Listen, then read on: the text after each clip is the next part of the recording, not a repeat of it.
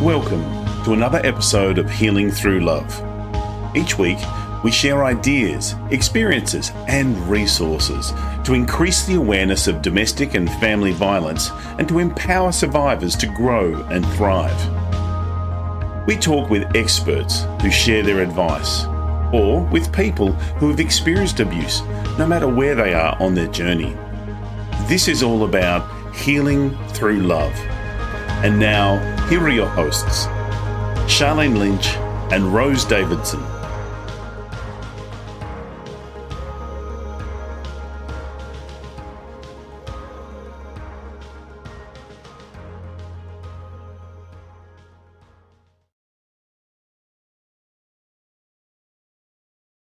The Healing Through Love podcast with host Sharlene Lynch and Rose Davidson would love to acknowledge Global Glamping Charities Incorporated for generously supporting this podcast. Global Glamping Charities, solving homelessness in all of its forms. Reach out to them at globalglamping.org. The Healing Through Love podcast with Sharlene Lynch and Rose Davidson. Family is universal and is universally complicated. In episode 55, Jill Avery shares Family Matters, Uniting Hearts and Homes. I have kids who, sadly, they have lost the art of writing. I have some kids who absolutely love journaling. I have some kids who love doing voice memo, hearing their voice and recording it. I have some that love being on their computer. Some make little videos. Some want to share with a friend. So there's so many different ways that you can kind of capture your thoughts and your feelings. Some draw pictures, it's really, who's the artist in you? Like, how do you, because we're all artists. So some people pick a song. I make my students find their manifesto. Like, what is something that gets you going, that when you are sad, you can turn on that song, dance around, because when you get moving and grooving, that circulation, your heart's pumping, you will snap you out of a spiral, a mid-flight correction. It's The Healing Through Love podcast with Sharlene Lynch and Rose Davidson. Hello and welcome to Healing Through Love podcast. I'm your host, Sharlene Lynch from sharlenelynch.com. Healing Through Love is here to help victims and survivors of domestic and family violence to find their way back to living a more fulfilling and meaningful life. We interview experts and survivors who share their personal stories and offer advice for those who have experienced abuse, no matter where they are on their healing journey. As well as Healing Through Love podcasts, we also run annual Pamper Days here in Adelaide, South Australia, for survivors of family and domestic violence. Local businesses come together and pay it forward by providing their services and resources for a day to give our survivors a much needed day of indulgence. Think day spa on steroids. And we are so excited that Healing Through Love, as of May, so last month, have gone global. And now we are linking arms with our sisters abroad to take the Healing Through Love Pamper Days to a city near you. So if this sounds like something that you might want to contribute to, either being a healer or maybe you've got a gift for organisation, reach out to us. And if you've got a servant's heart and want to really create a difference, please, we would love to have a conversation with you. We're looking for organisations and people with similar values so that we can raise the frequency of the planet. Every week we have an amazing guest, and this week is no different. We have a beautiful guest with us today. You can see her on the screen. That is Jill Avery. Now, Jill's a proud mum of two extraordinary young humans, and she has an unwavering empowerment for teens and young adults and families with 30 years of experience as an empowerment educator. What she does is simply amazing. And I love this. We've been having a conversation before the show. It's all about relationships, and relationships start with you. I'd love to dive in deep to find out this is where you ended up. How did you end up here? Well, first of all, thanks for having me. And I definitely want to get involved with this Pamper Day. I love your vernacular of sticky bits and servant of the heart. So I love you already. So how did I get started? I came out really, this is my purpose and my calling. And as cheesy as that sounds, it really has been an ever evolving journey since I was a little girl. I love empowering people, tapping into their potential. I love seeing their greatness come alive. I love parting the Red Sea for them to step into their own light. And I am an action person. So I love when people take action so they don't live in the past and they don't fret about the future. And it's not really what I do. It's truly who I am. And now that I'm approaching 60 years old, I feel so solid in my footing. Like this is just who I am. Like I really finally know who I am. So thanks for asking. I love it. You do not look a day over 40. Jill, you could just tell them you're 40 and that you've got teenagers and they would believe it. It's amazing. Yes, so thank you. This is a beautiful place to be and to make a difference. How do you deliver your word? Is it online? Is it in person? Is it in groups? Is it individual? How do you get this message across? Well, thank you for asking. I think that because we're in this the technology, digital dominance, I am trying to really help everyone globally. What a powerful thing that we can do that.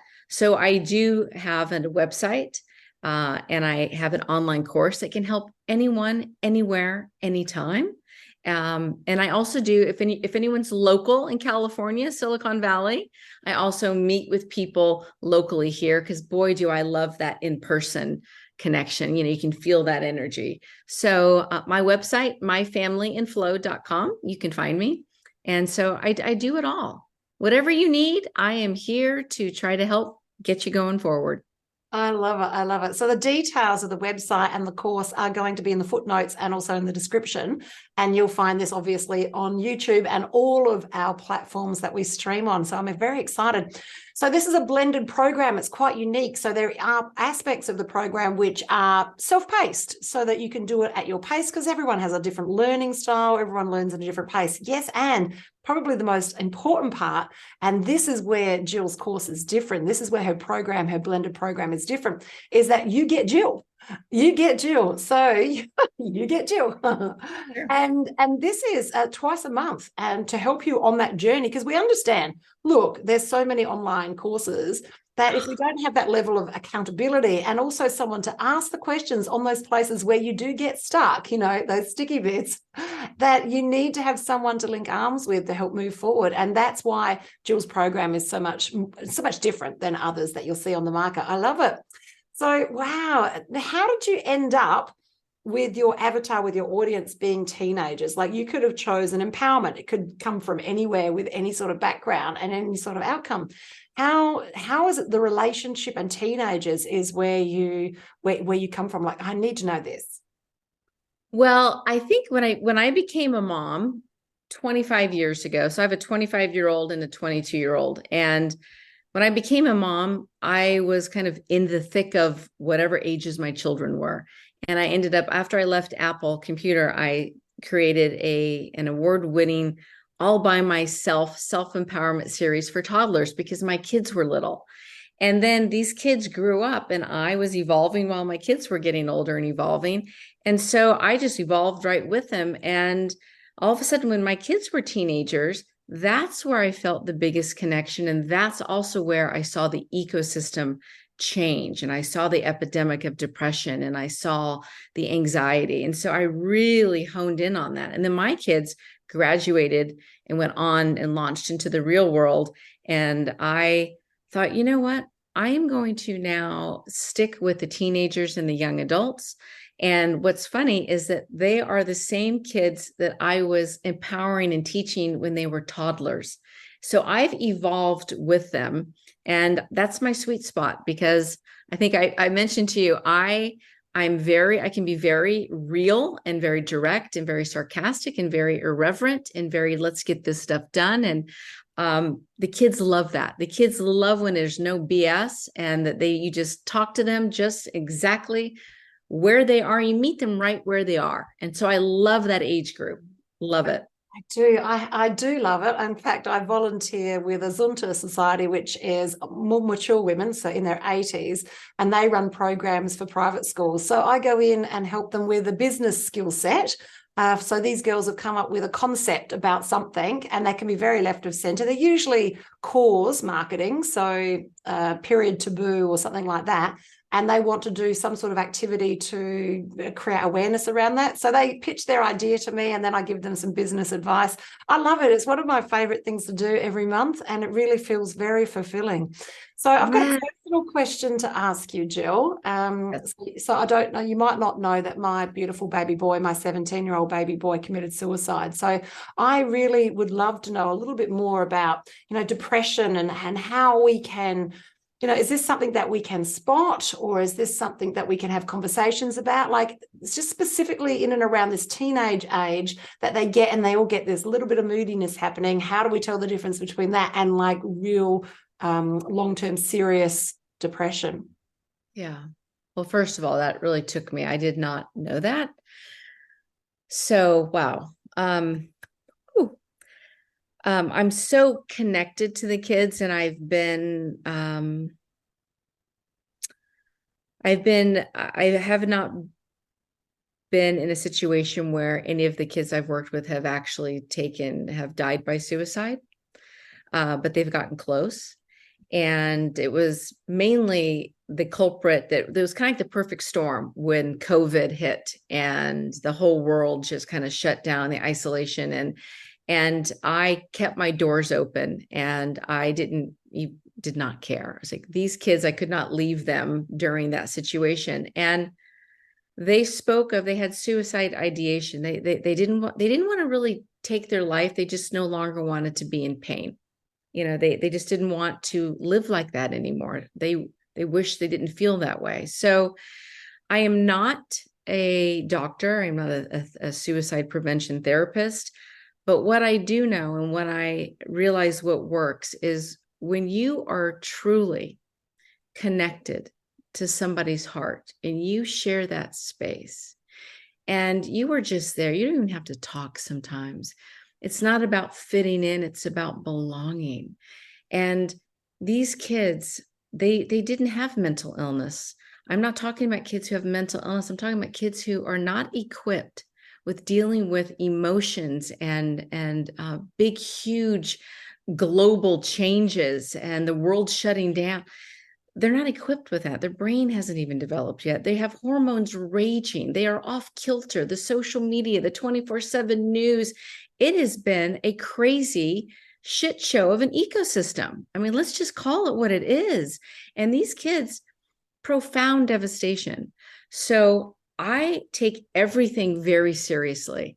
I don't try to coddle and baby them. I just meet them where they are, and we talk about things. We talk about their feelings, and we talk about, by the time that they really talk about it, we really walk it through, they end up kind of giggling at the very end. It's a beautiful transformation, because when they thought that they were so in this debilitating spiral, when you just kind of hold space for them and you sit crisscross applesauce and you just chit chat with them about it, they realize they have a lot to be grateful for.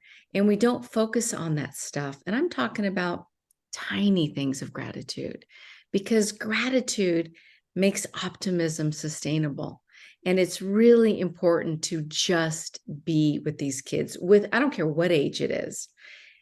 And depression is up 200% since 1950s. And I'm not saying that technology is the only culprit, but it certainly has complicated our ecosystem. It has disconnected when we thought it's connected us. It's distracted us. We don't have eye contact. We don't have social skills. Everyone is looking down. Everyone is trying to do this versus do this. So I just believe in the real time, no device time, finding balance. And but Sharlene, we're in a tricky situation, and we have to figure out how to balance, all of us, balance technology and our social skills and our heart skills. So yeah. I love it. And it all does start with questions, and teenagers aren't amazing sometimes about parents asking questions, because parents ask so many questions. Is there a tactic as an adult, as a parent, that we could take? Are there some questions that are better received for teenagers than others, so that we can start having conversations? Well, every parent parents very differently. There's so many different styles. And I have worked with every single parent you could possibly imagine, from the helicopter to the hands off to, I mean, there's so many labels in today. But the one thing that really remains to be true is that I always go back to the kids, whether they're my own kids or they're my students, which is when they are trying to ask me, or when they're trying to Google something, or they're trying to find it on YouTube, I always say, hey, what does your intuition say? How do you think about that? Why do you think that's an issue? Like, I always try to ask the question, because when you get them to get over their I don't know, I don't know, I don't know. If you just keep pitching it back, I just keep pitching it back, because have you ever heard of the 5-fold why? Yes. Okay. Actually presented it on stage not that long ago. I love it. It's so true. It's so true. It's a universal skill that you just keep getting deeper to what's really happening.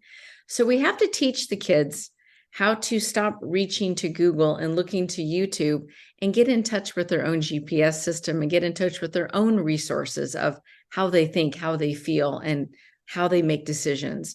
So always ask them, well, I'd love to share my insight, but I'd love to hear what your thoughts are about that. What do you think plan B is, or how do you want to move forward? And you will learn a lot. People tell you exactly who they are when you listen.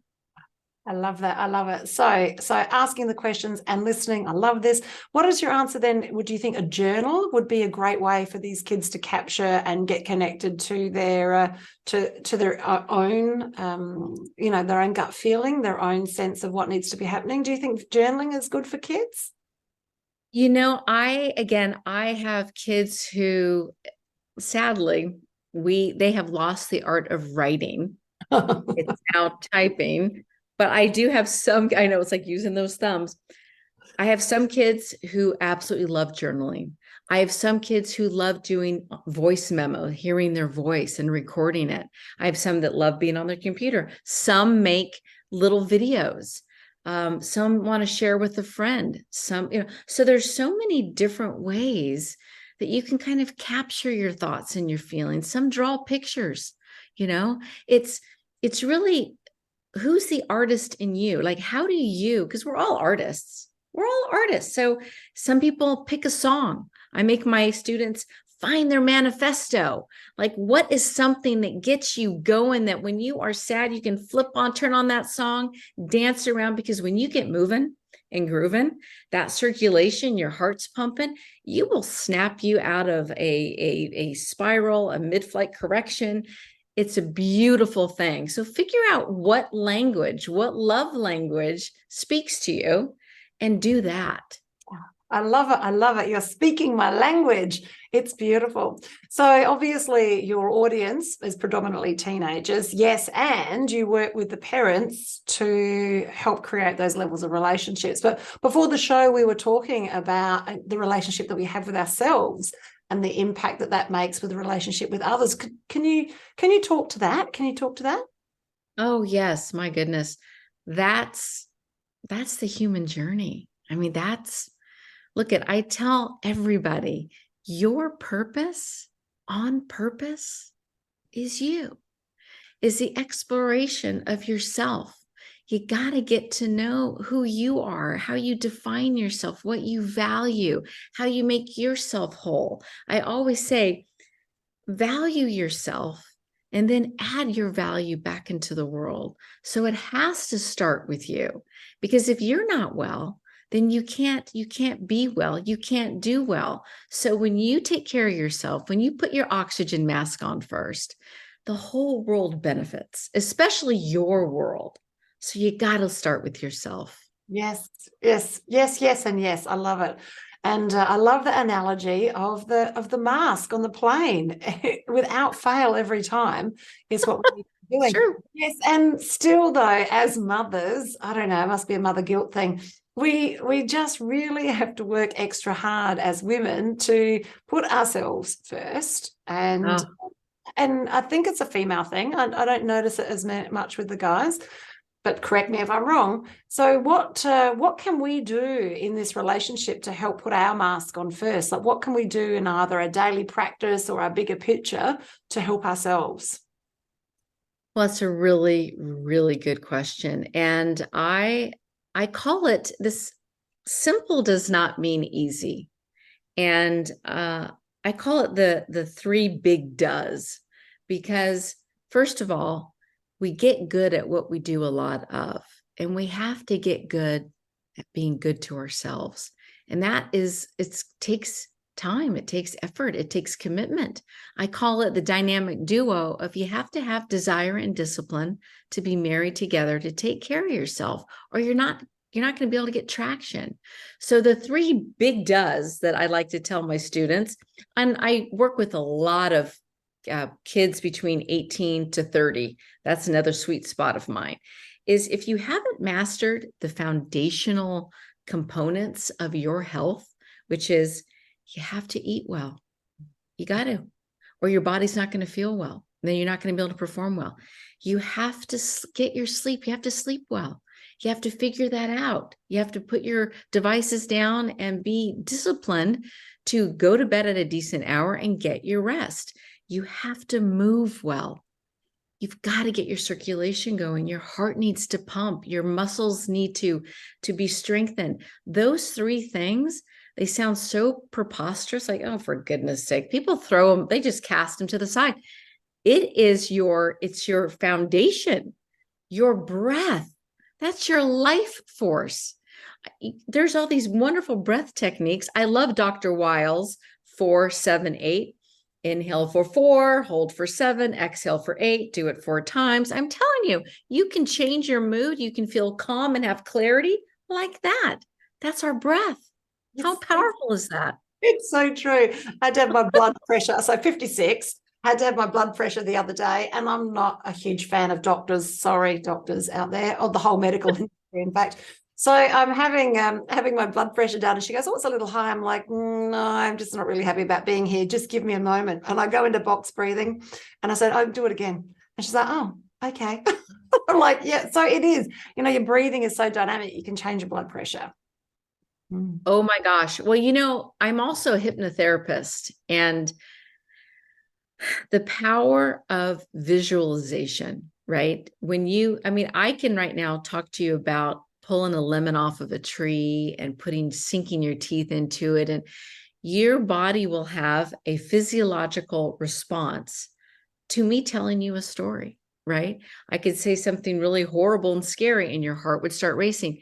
We absolutely can control and train our brain to serve us and to not, harm us or injure us or hold us back. It's all about what goes on in here, because this tells our body what to do. So this is where we have to find this great companionship and bestie relationship up here. Yeah. I love it. I love it. I love it.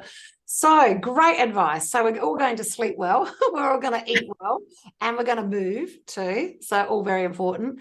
And the relationship starts with us. We need to get us right before we can get anything else right. So that's to the parents out there. And I love the message that you bring to the teenagers, that they need to take a level of responsibility, and that you're talking about them deliberately moving forward and paying attention, and putting themselves first and having that space between thought and action so that they can make better choices. I love everything that you're saying. It is so eloquent. I think I'm going to borrow the gratitude makes optimism sustainable. I think I'm borrowing that. I do love that one. I borrowed it too. I saw it. I don't even know where I saw it. I thought, oh my gosh, that is truth right there. I love it. Yeah. It's just so true. Yes. One of my fundamental messages is in and around gratitude, so that we can shift our frequency so that we can move forward. And gratitude is an easy way for us to shift that frequency. I just love everything you're saying. I'm excited about your program as well. I'm now a grandmother, almost of 2. So, all the things that I could have done differently, I want to get them right this time. So I think I'll be a candidate for the course. I think that sounds fantastic. I love it. And I'm really excited because I'm coming to LA, actually, which is not very far from there. Nope, not far. Yeah, so I think we'll be doing coffee in September. Oh my gosh. Cup of tea. I don't do coffee, but cup of tea. We'll do a cup of tea, which will be glorious. And you do not look a day over 40, Jill. Just Oh God, you are so okay. We'll definitely have tea Look, together. Yeah, you look good. It's brilliant. So now, Jill's links are going to be, as I said, in the show notes and in the description. And have a look at what she's got to offer there with that blended program. This is such an important part of the human experience, is the relationships that we have, yes, with ourselves, but the relationships that we have with our children, whether it be our children or our grandchildren. Very, very important for building the stepping stones for the next generation. And we can make a difference. I love it. Now, before we finish, I'd love to know, have you got any closing words of wisdom to share with our audience today? Well, I was thinking a lot about that. And I think that universally, what we all need to remember is, I believe in saying something over and over and actually believing it. And so when I say to you out there, to anyone who's listening, that it really does start with you, that your purpose on purpose is you, and that how you define yourself and what you value absolutely is going to determine the direction of your life, the quality of your life. So lead yourself well, teach yourself well, and love yourself well. It all starts with you. Oh, I love it. What is your favorite practice every day? Can I ask Jill, what's your favorite practice every day? Oh my gosh. I love doing different things all the time. I rarely do the same thing because right now I am so into Arnold Schwarzenegger's Be Useful. I watched his Netflix series recently. Did you watch it? And he got me kind of over a hump of, Jill, I was so overwhelmed with so many things going on in my life, and hearing him say, be useful, right? Be useful, be kind, be productive.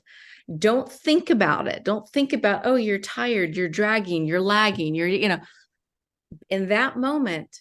And so I watched it 3 weeks ago, and I have been feeling, every time I start feeling slumpy, I hear Arnold, and I go, you know what, Jill, be useful, sweetheart, you can be useful. And I am. So it's, even if it's not something I want to do, I will go out, I will go pull all of those horrible weeds that makes me look like that I have this horrible yard, but I just pulled the weeds. I didn't want to, but I felt useful, clean out my refrigerator. Didn't want to, but I felt useful. So I'm just saying, thank you, Arnold, because I was being useful. So that's my practice right now. That's what I'm doing right now. Yeah. You've inspired me. I might get to the garden and the weeds. It's winter here in Australia. And yeah, I actually do need to clean the fridge just quietly, but that's okay. Small little things. So, but start small. So start small with yourself. Don't try to think, oh God, I got to eat well, sleep well, and I got to move well, and I have to clean the refrigerator, and I got to be useful. No. Maybe just do one thing for a week. Just move well. Just focus on turning music on and dancing while you're cooking breakfast or dinner or lunch. Just move. You don't have to go for a run. Just move. However that makes you feel good. Start with one thing. I love it. These are words of wisdom from Jill Avery. It's been fantastic. It's been a beautiful 30 minutes, and I feel that we could talk for much, much longer. And I know this won't be the last time that we could talk, because you've expressed an interest in doing one of the Pamper Days in your local community, which is very exciting.